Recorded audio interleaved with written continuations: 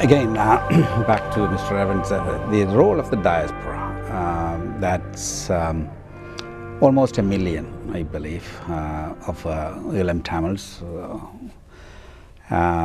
in Europe and North America and all other countries, and as well as around 60 billion Tamils living in Tamil Nadu.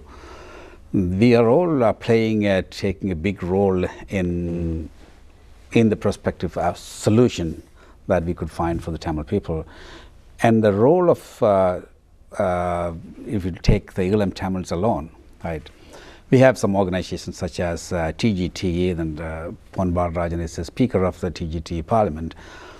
Are you satisfactory with the way they are conducting their business? You have been friend with GTF and BTF in England. You know, they are part of all these organizations, right? So are you satisfied? Well, I think it must have been enormously difficult for the expatriate, the Tamil community, the diaspora, to witness from afar what happened in 2009 and to feel helpless and impotent and unable to help. Not just their people, but in many cases, literally their family, friends, people that they'd known, and to hear about what was happening. Since then, I think the global diaspora have moved forward and have looked at alternatives and strategies. And you mentioned the TGTE as one example of setting an initiative in place, which at the moment might seem to be a talking shop, a time-consuming exercise, or just something for show that the Sri Lankan government is not going to get very worked up about. But I think that history, when the history of the early part of the 20th century is written, and it may be 20, 30, 40, 50 years' time, they will look back and think this was a body that was advanced of its time, and it was setting a precedent and really setting parameters for a solution to Sri Lanka. So I applaud those involved in the GTF and the TGTE and other expatriate, the Tamil diaspora organizations, who I think are working at new initiatives. They're not just complaining at what's going on in Sri Lanka, they're not just sending money to support and help. They are looking at peaceful, democratic ways forward, just as pioneers did for the situations in all sorts of other countries, whether it was the situation in South Africa under apartheid, and there were people who said that would never end, and it has ended. There's still a lot of problems, of course, in South Africa,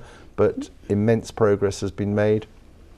Northern Ireland is another example, and then there are other examples of Israel and Palestine that have still got to be addressed around the world. So, these are examples and initiatives in place which I think the diaspora should be applauded for. But that again, it depends on the degree of involvement of this TGTE with the international governments, international community. But given that your influence in among the diplomatic community, how the international committee is seeing the role of the TGT? Will they accept it? Are they accepting it as a player, legitimate player in this thing? Well, what I think has got to happen, and this would be my advice to the TGT and to the global diaspora, would be that you've got to engage far more with non-Tamils and work with governments, with international bodies like the UN, like the Commonwealth, any other sort of organisation like that.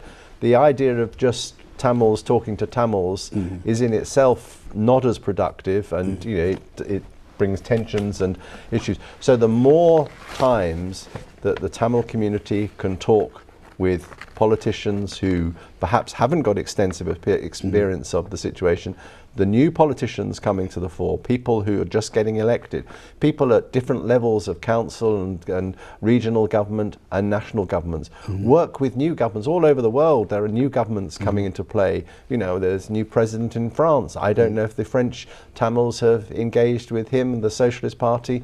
I imagine they have, and they should be, because the more international leaders and governments that are aware of what's really happening, because for too long Sri Lanka, as I said, has been a conflict, a problem, an issue that didn't affect many people. And in so many countries, people still believe that it's all right to go on holiday to Sri Lanka. It's in the holiday brochures as a wonderful place for holidays, and we send cricket teams and accept their sportsmen and women to come to international contests. So we need to work, and the Tamil diaspora need to work at informing politicians in all countries around the globe of what the situation really is and why they perhaps ought to look again at their relationship with the government in Colombo. Mr. Balarajan, is same question to you, that is TGT doing the role that was expected of them doing? Are you in talking terms with major international community players and in some way to further our quest? Yeah, exactly. It is the beginning stage of TGT. It's still the first 3 years just we are passing, not even 3 years. But there are significant achievement we had actually. In fact, Honorable Robert Evans is one of our what you call supporter who went to UN on behalf of TGT last March. Robert Evans and another two British parliamentarian. Also, you can look at it in our Senate. We have Ramsey Clark is one of our, that is former American Attorney General. He is one of our senator. So what we are trying to do, this is the, as he mentioned, this is the time we should not talk only within ourselves, creating a lot of noise within the community, but we wanted to talk to the mainstream or international community, and we like to use the international language. So in that idea, so like Robert Evans, like people like Robert Evans, they are already working and helping Tamil people, and even TGT also getting a lot of help from Robert Evans. Even future, maybe another couple of months time, he may take a far bigger role inside TGT to bring this to the create this awareness. Also, the other parties, we like to engage with the mainstream media. Like you know, recently we met Francis Harrison. So we need to engage with them also. We need, even though sometimes we don't like some of the point of view because in their books or in their expression, but we need to engage with them. We need to tell our stories, and we had to that's again that's the accusation from many Westerners that, you know, the Tamil side, they want to listen. They listen only what they want to listen. They don't, anything else is kind of is either, you know, with us or against us type of approach. Right? In fact, very recently we have thanks to our Honorable MP Radhika Sitsabesan, she had organized a roundtable conference regarding our issue.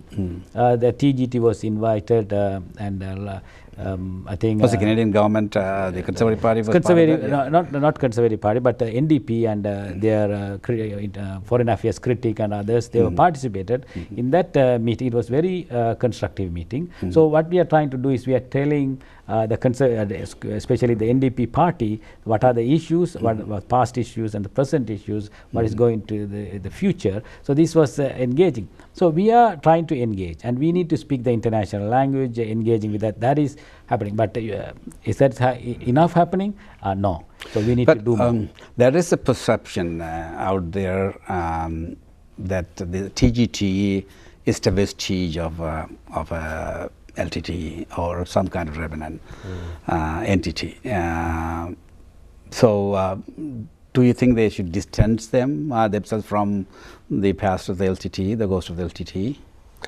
Well, the ghost of the LTT, as you put it, is always going to be there, but that is an accusation that it suits governments, whether it's the government in Colombo or people who are opposed to the Tamil cause, whether it's in Europe or in the Americas. That's a view that it suits them to dismiss anybody who's sympathetic to the Tamil people. Well, they're just terrorists, they're just supporters of the LTT. Whereas, you know, the Global Tamil Forum and the TGT are represented by peaceful, democratic people who find violence abhorrent and are appalled by violence. So to say that they are tantamount to terrorism themselves is just it is really a cheap and sort of jibe that should be ignored. But that's what it suits the governments and other international players who want to dismiss these very sincere, very well-meant efforts to set up an alternative structure and look to the future for the people of Sri Lanka. And and I applaud the TGT for not just talking to sympathetic journalists. You don't make progress by just talking to your friends. You have to broaden your appeal and try to convince journalists who are not automatically or by instinct on your side that there is merit to your case, and there are arguments that need to be put. And the more one does that, the more I think you'll find that people begin to say, yes, we need to take another look at what happened in Sri Lanka in 2009 and what we should do in the future. Is it feasible against a well-oiled machinery like Sri Lankan government, right? Like you have an experience that, when you wanted to write an article to a cricketer magazine or something that, we shouldn't be playing with them, or yes, England should be playing with them. And in the end, the cricketer magazine, the editor refused to publish your letter, saying that they are all wanted to side with the government. They don't want to antagonize the government. Under these circumstances, how one would expect a reasonable journalist or anyone else would support an entity like this? They have to write to their magazines or media, and their heads they refuse to publish all this. Well, yeah, you're alluding to there was an article in the Cricketer magazine a few months ago saying there was never a better time for the England cricket team to be going to Sri Lanka earlier this year when they went to play 3 tests and recently to the 2020. And I offered them and wrote an article that said there was never, to my mind, a worse time to be going because of the way things had developed. And the Cricketer magazine didn't wish to publish my article because they said it was political, whereas I would have argued that their original article was pretty political in the first place. But this is where I think that there is a mismatch, if you like, between what is happening on one side and what we know is happening on the other side. If we continually, as an international community, allow Sri Lanka to take part in Test cricket and other international tournaments of a sporting nature as though they were a perfectly acceptable democratic country, when even at the UN in Geneva a resolution has passed saying that there are serious questions, at the very least serious questions to be answered. But then why we continue on this is, the Rajapaksa is not going to continue forever. He may win another election, who knows, but it's not going to be there forever. No government, no politician lasts indefinitely, and you have to work on the belief that the next person who comes, or that there will be progress, and that sometime somebody will come who will be, if not a visionary, will have different views, a different insight, and will be looking forward and wanting to have a structure for Sri Lanka, a democratic structure, whether it's on a sort of federal basis, but one that actually recognises that there are or is a whole community or more than one community other than just the Sinhalese community that deserves respect and deserves representation and has rights, and that has got to be, that time will come. Whether it's in the next few months or few years, I don't know. So the role of the TNA, Tamil National Assembly now, that's the only entity that the Tamil people are looking forward to, right? Because they are home, and they have contested in democratic elections, and so that's the only entity they can look up to, as opposed to TGTE, which has won its mandate among the Tamil diaspora. But then again, do we have a role to play on the lives of people back home? So the government wants to take wants the TNA to take an active role in the negotiations and all that. Do you think they will look forward to the participation of the organization like TGTE as well? Well, I think if you're talking about the Tamil people and how they vote in Sri Lanka, I think at the last presidential elections they were presented with an impossible choice, and had I been a Tamil in Sri Lanka, I don't know how on earth I would have made a choice between effectively between the president and his former military commander. You know, there wasn't a choice for the ordinary Tamils. And unless and until they are allowed and a system evolves whereby their own representatives to come forward. And it's a criticism of the Tamils in Sri Lanka that the political parties or the political process is so diverse. There are, you know, divisions within the Tamils. They don't have one voice speaking for them, but that is in some ways inevitable. So you know, the politics will have to mature over a period. But for so long they've been suppressed, and they've not been able to express their views. They've not really been able to vote for whom they wanted, and their votes weren't counted properly. And they didn't get representatives in Colombo anyway. So for past 60 years, the Tamil parties, they have been invited for discussions, resolutions were torn off, and you know, they've been repeatedly betrayed, repeatedly. Yes. And once again, they've been trying into the Parliamentary Select Committee, you know. But are they buying time in colonizing the Tamil lands and land grabs and whatever is going on? Are they buying time again, the Sri Lankan government?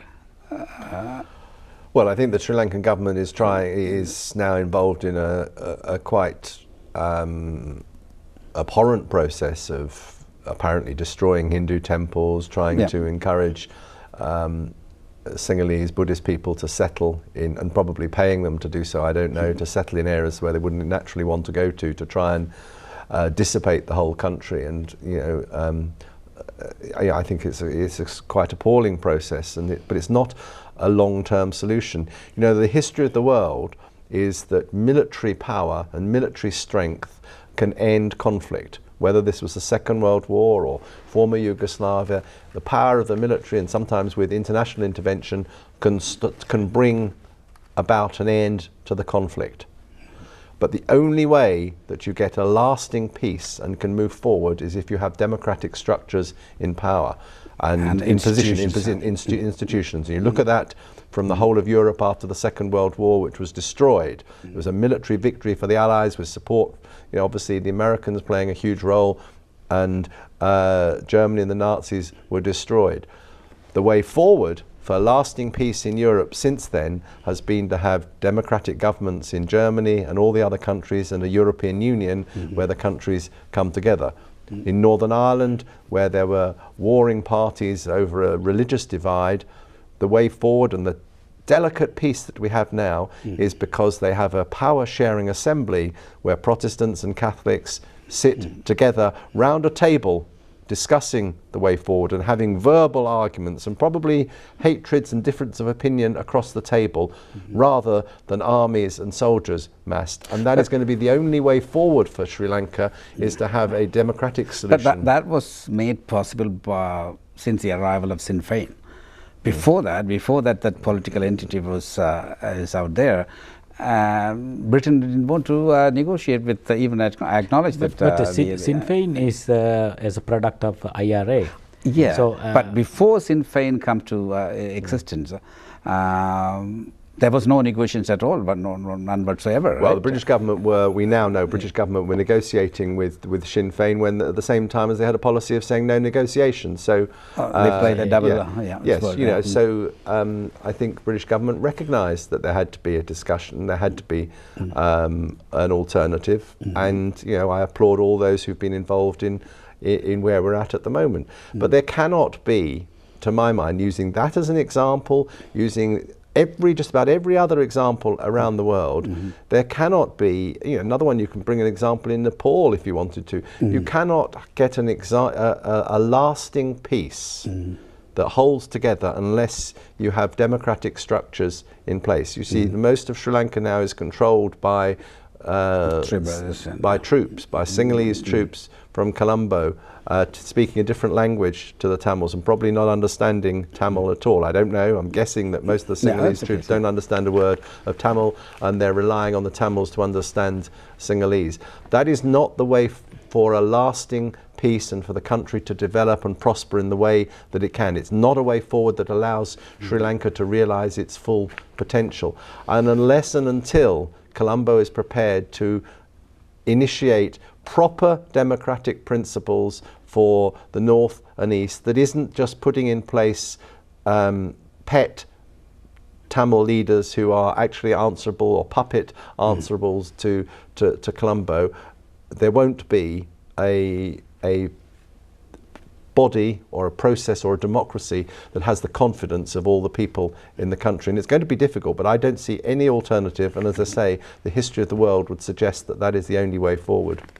It's coming back to Mr. Barajan on the TGT. You have been in existence for 3 years now, almost getting 3 years, right? Is there any acceptance or acknowledgement from the international community recognizing you as the entity you're representing the Tamil diaspora? There is no any explicit recognition because we are engaging with different governmental organization and the diplomatic level. That is happening, but as it is, because TGT as another government, they are not, the international community is not coming and say, okay, we are talking to TGT. So that is explicitly, it is not happening. But I wanted to put one of your question about TNA and TGTE and the diaspora. If you have a stronger TGTE, I think TNA will have better chance to negotiate. Because what happens is, even before we were talking about the 60 years of our struggle and different agreement, but now in this time period, there is a diaspora factor, very noisy, very active diaspora factor. And as long as that is strong and focused, the TNA will have better chance in their negotiations. But if there is no diaspora factor, if you remove that part from the whole equation, really TNA can't do much, because Rajapaksa easily crushed TNA. But the Rajapaksa know if we do something like that, the diaspora again go rallied and rattled the international community to do something.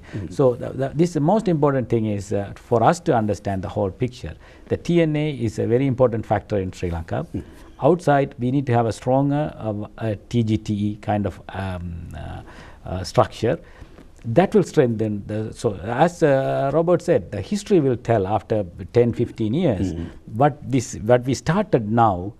This will be, because you can see about creating the Israel as a nation, how many years it took. It is from 1800 to 1948. So that long the process went through. But somebody somewhere they have to start a structure that will help to go through the process. Right now we are going through the democratic process, and we try to talk the international diplomatic language. We like to engage with, we try to engage with non-Tamils, and also we try to engage with international media to tell our stories and tell our struggles and let them understand more. So easy for us to get support from international community. So any prospect of TGT being given an observer status at the UN like they did to PLO? Yeah, exactly. Now look at it. We are only 3 years now, right? Now PLO, how many years PLO was active? Is active, and very recently Abbas is asking, he wanted to get into the observer state, or they wanted to be a non-nation member, that type of thing. Even that is a difficult thing to PLO with all these Arab countries support is very difficult to do that. But TGT just started the 3 years. There are a lot of things for us to do, so we will achieve and we will support our struggle and achieve the goals. You have taken active role in getting the GSP Plus, I think the prohibitions of that to Sri Lankan government. What do you think that the change of mind in Europe's part after the Chinese arrival and the whole strategic importance of Sri Lanka being associated with China and all that, with the economic importance? I remember well the discussions over GSP Plus and whether Sri Lanka should continue to receive it, and discussions with colleagues, and people were saying that if we don't allow this favoured trade agreement to continue with Sri Lanka, well then we will be hurting the Tamil people, we'll be hurting the very people that we want to support. But again, you look at the situation, all the anti-apartheid movements and the blockades of South Africa took a long time, but it did pay off in the end, and there's still progress to be made there. But I think history shows that the boycott of South Africa was correct. And I think fast forward to 2012 and a few years ago when the negotiations were in place about GSP Plus, we were quite right to say that we should not be giving a favoured status, favoured support to a country that is not living up to the regulations. And the GSP Plus had quite clear rules and regulations which included humanitarian support for the whole country, respect for human rights, respect for journalists, and all these sorts of things which we know are being flouted by the Sri Lankan government every day and as we speak now. So, so what do you think? Say, put yourself in a Tamil shoe, for instance.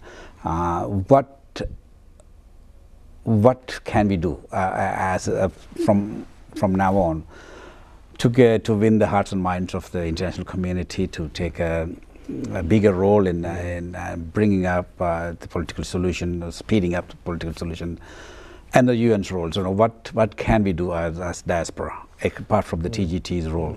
Well, I applaud the work that the diaspora has done already, and as we spoke about the resolution that was passed at the UN Human Rights Council in March, we've got to build on that. We've got to make certain that isn't that's just the first of a number of processes of making the world open its eyes to what actually has happened and is happening in Sri Lanka. And Frances Harrison's book, which I applaud her very much, that is shedding new light on what happened in 2009.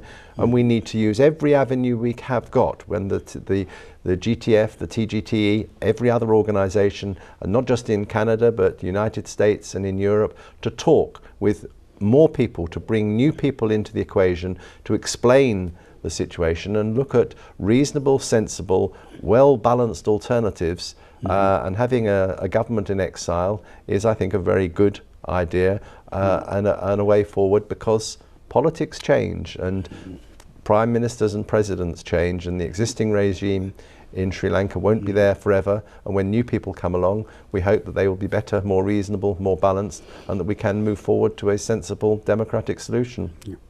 Finally, just if you were to pick one item of how the diaspora is behaving, you think that this should have been done, but they have done? What would you think the wrong step that the diaspora has taken? A wrong step? Yeah. That's not sure. I mean, I think there were huge demonstrations in London, particularly at the time of 2009.